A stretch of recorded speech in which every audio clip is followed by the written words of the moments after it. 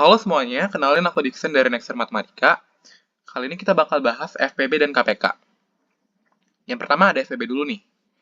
Jadi FPB atau faktor persekutuan terbesar dari dua bilangan adalah bilangan terbesar yang habis membagi kedua bilangan tersebut.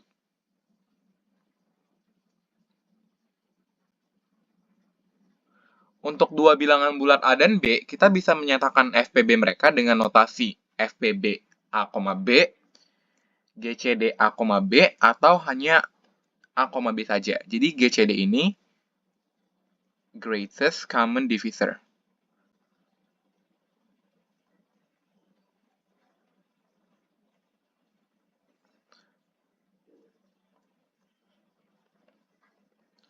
Selanjutnya ada sifat-sifat dari FPB.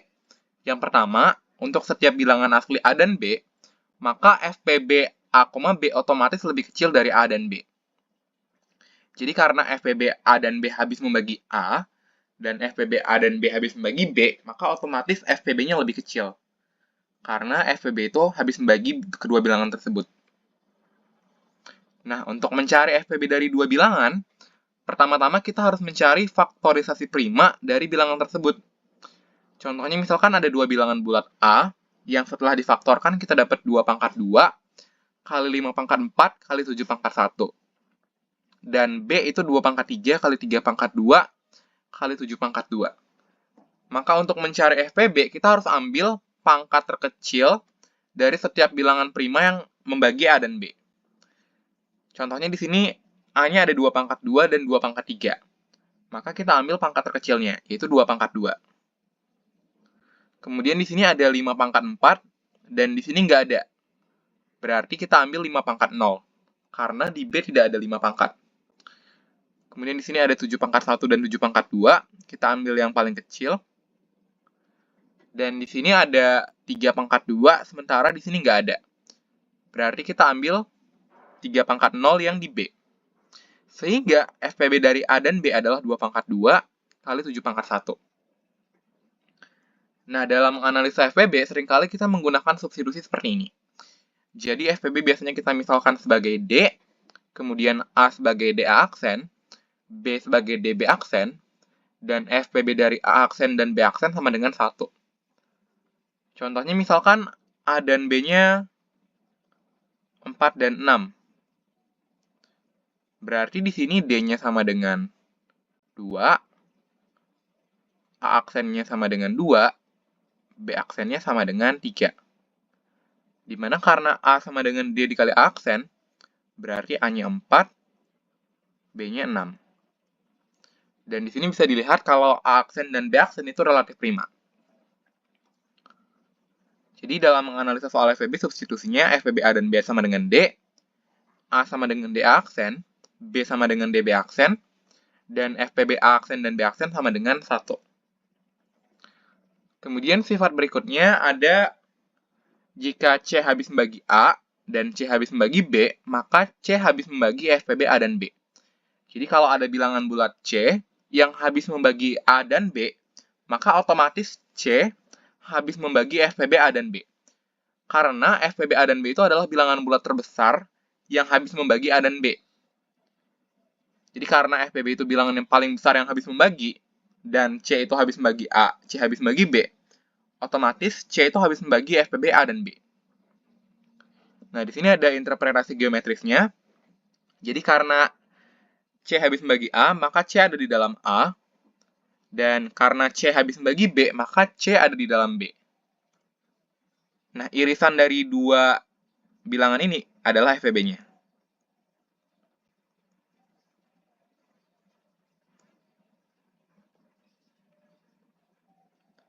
Nah, ini ada bentuk faktorisasi prima dari FPB. Jadi kita faktorisasi prima dulu seperti tadi, kemudian kita ambil pangkat terkecil dari masing-masing bilangan prima. Jadi kalau FPB kita ambil pangkat yang paling kecil, atau pangkat minimal dari dua bilangan ini. Nah, untuk 3 bilangan asli A, B, C, maka FPB itu kita cari dengan cara seperti ini. Nah, kalau kita ingin mencari FPB dari 3 bilangan asli, caranya seperti ini. Jadi kita cari dulu FPB dari dua bilangan, dan FPB dari dua bilangan tersebut kita FPB-kan lagi dengan bilangan yang ketiga. Jadi contohnya misalkan kita mau mencari FPB dari 4, 8, dan 10. Jadi kita cari dulu FPB 4 dan 8, dan kita FPB-kan lagi dengan 10. Nah, karena FPB 4 dan 8 adalah 4, berarti kita perlu mencari FPB dari 4 dan 10, yang mana sama dengan 2. Jadi FPB dari 4, 8, dan 10 adalah 2. Selanjutnya ada KPK atau kelipatan persekutuan terkecil. Jadi KPK adalah bilangan terkecil yang habis dibagi oleh kedua bilangan tersebut. Jadi kalau tadi FPB adalah bilangan terbesar yang habis membagi, kalau KPK ini bilangan terkecil yang habis dibagi oleh kedua bilangan tersebut. Untuk dua bilangan bulat A dan B, kita bisa menyatakan KPK dengan notasi KPK A, B, LCM A, B, atau hanya A, B saja, kurungnya seperti ini. Nah, untuk bilangan asli A dan B, maka berlaku KPK A dan B lebih besar sama dengan A dan B. Jadi karena KPK habis dibagi oleh A dan B, maka otomatis KPK lebih besar atau sama dengan A dan B. Nah, sama seperti FPB, kita mencari faktorisasi prima dulu untuk menentukan KPK. Sebagai contoh, misalkan ada dua bilangan bulat A, di mana A sama dengan 2 pangkat 2, kali 5 pangkat 4, kali 7 pangkat 1, dan B sama dengan 2 pangkat 3, kali 3 pangkat 2, kali 7 pangkat 2. Nah, kalau FPB tadi kita ambil pangkat yang terkecil, kalau KPK kita ambil pangkat yang terbesar. Jadi di sini ada 2 pangkat 2 dan 2 pangkat 3, maka kita ambil yang lebih besar, yaitu 2 pangkat 3. Kemudian ada 3 pangkat 2 dan di A tidak ada, jadi kita ambil yang 3 pangkat 2.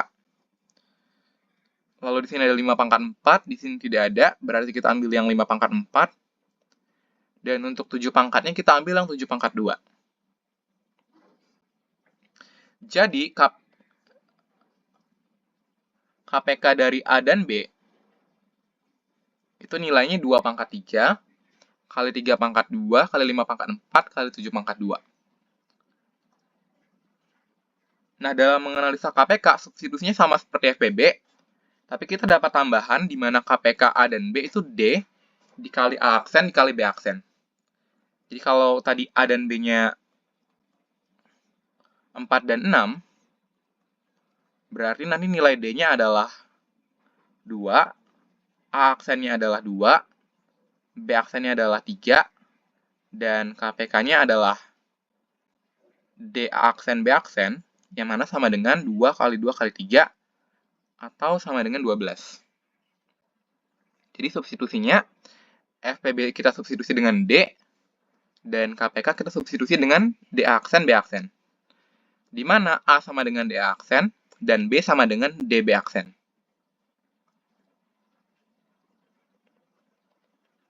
Nah, jika A habis membagi C dan B habis membagi C, maka otomatis KPK A dan B habis membagi C.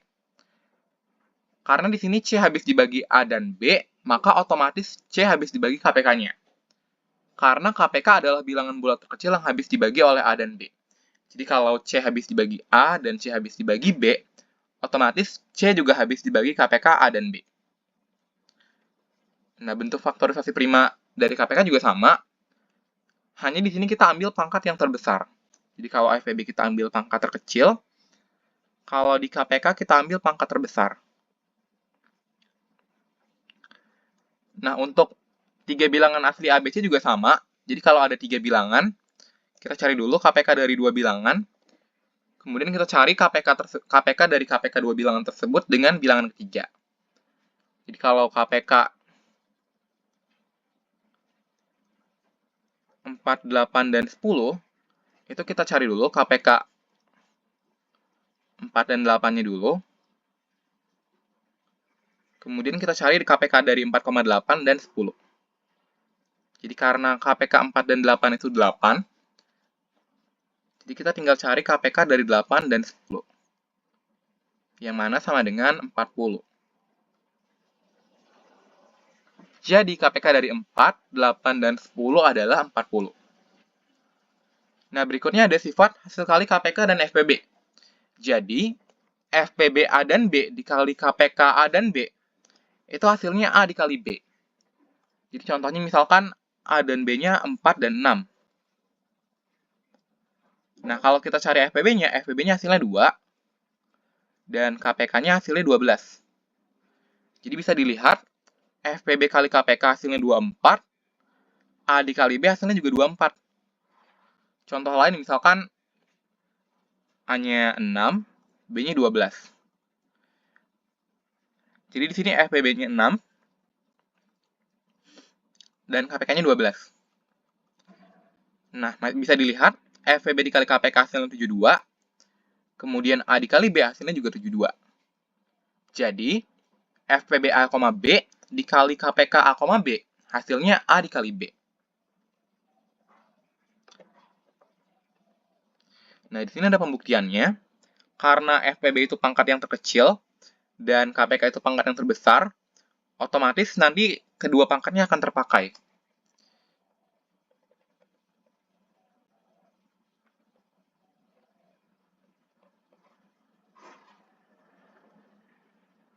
Jadi kalau di sini FPB-nya 2 pangkat 2 dan 7, sementara di sini KPK-nya 2 pangkat 3, 3 pangkat 2, 5 pangkat 4, dan 7 pangkat 2, otomatis kalau kita kalikan keduanya, maka semua pangkat dari faktorisasi prima ini akan terpakai semua. Jadi, FPB dikali KPK, hasilnya A dikali B.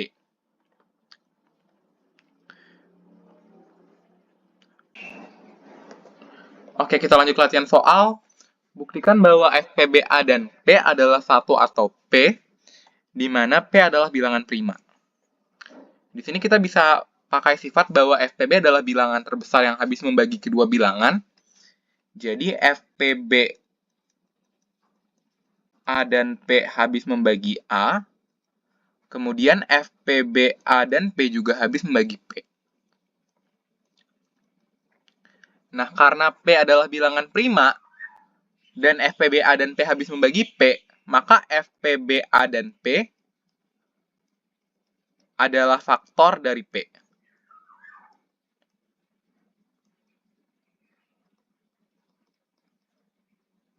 Dan karena faktor dari P hanya 1 dan dirinya sendiri, maka FPB A dan P adalah 1 atau P.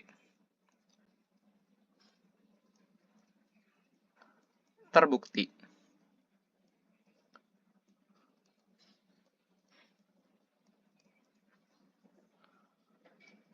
Kita lanjut ke soal berikutnya.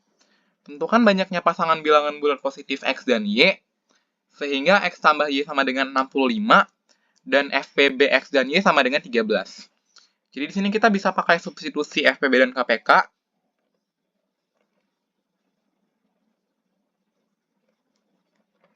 Yang ini.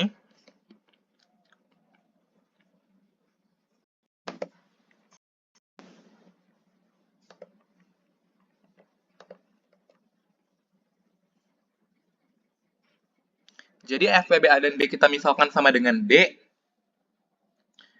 A kita misalkan sama dengan DA aksen. B kita misalkan sama dengan DB aksen. Dan KPK kita misalkan sama dengan DA aksen, B aksen. Hanya saja di sini kita ganti dengan X dan Y. Jadi kita misalkan X sama dengan DX aksen. Y sama dengan DY aksen. Dan KPK kedua bilangan itu sama dengan D, X aksen, Y aksen. Jadi kita bisa coba substitusi. X tambah Y sama dengan 65. Kemudian FPB X dan Y sama dengan 13, berarti D sama dengan 13. Jadi kita substitusikan X sama dengan DX aksen, Y sama dengan DY aksen, sehingga kita dapat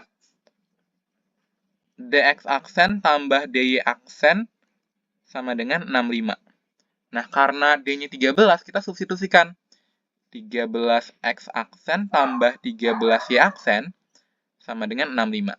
Sehingga X aksen tambah Y aksen sama dengan 65 bagi 13 sama dengan 5. Jadi X aksen dan Y aksen ada 4 kemungkinan. X aksen dan Y aksen bisa 1 dan 4, 2 dan 3, 3 dan 2, atau 4 dan 1, karena dijumlah hasilnya 5. Nah, karena kita disuruh menentukan banyaknya pasangan bilangan bulat positif X dan Y, jadi kita masukkan nilai X dan Y. X dan Y adalah DX aksen dan DY aksen, atau 13 kalinya X aksen dan 13 kalinya Y aksen, sehingga 4 nilai ini kita kali 13 semua. Jadi 1 dan 4 kita kali 13, jadinya 13 dan 5, 2. Di sini 2 dan 3 jadi 26 dan 3, 9. 39 dan 2, 6. Dan 5, 2 dan 13. Jadi total ada 4 pasangan.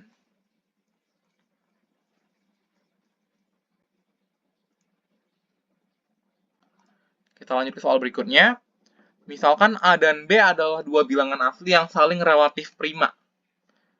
Nah, kalau relatif prima, artinya FBB A dan B hasilnya 1. Jadi dia tidak punya faktor persekutuan, atau faktor persekutuan terbesarnya 1. Jadi FPB A dan B sama dengan 1. Buktikan bahwa di sini A habis membagi C, B habis membagi C. Buktikan bahwa AB habis membagi C. Nah, di sini kita bisa pakai sifat yang ini.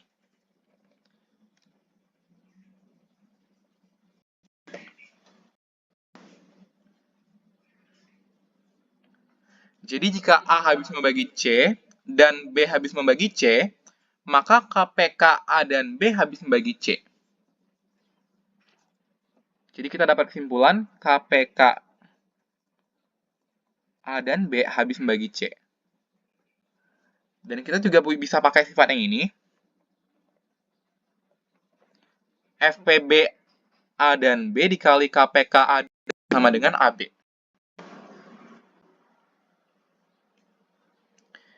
Jadi karena FPB A dan B sama dengan 1, kita bisa bilang 1 dikali KPK A dan B hasilnya sama dengan AB. Sehingga KPK A dan B sama dengan AB. Atau kita substitusikan ke pernyataan sebelumnya, sehingga kita peroleh AB habis membagi C. Terbukti. Jadi jika A dan B relatif prima, A habis membagi C dan B habis membagi C, maka A dikali B otomatis habis membagi C.